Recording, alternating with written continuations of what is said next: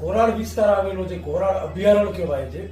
એ ઘોરાડ અભયારણ્યમાં ખેડૂતોને પીજીવીસીએલ દ્વારા છેલ્લા કેટલાય વર્ષોથી વીજ કનેક્શન આપવામાં આવતું નથી અને પવનચક્કીઓને અને મોટી મોટી જે કંપનીઓ છે એને વીજ કનેક્શન આપવામાં આવે છે. એ જ ઘોરાડ વિસ્તારમાં તંત્રની, કચ્છના નેતાઓની, કચ્છના સાંસદ જે અબડાસાના ધારાસભ્ય છે, આંખો બંધ કરીને બેઠા પડ્યા છે.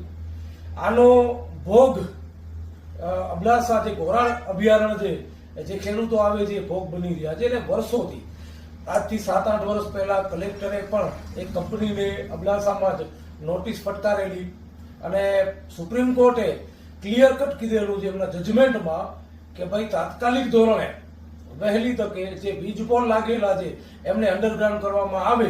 છતાંય આજ દિવસ સુધી અંડરગ્રાઉન્ડ કરવામાં આવ્યા નથી અને એમને એમ વીજ પોલ પડ્યા છે.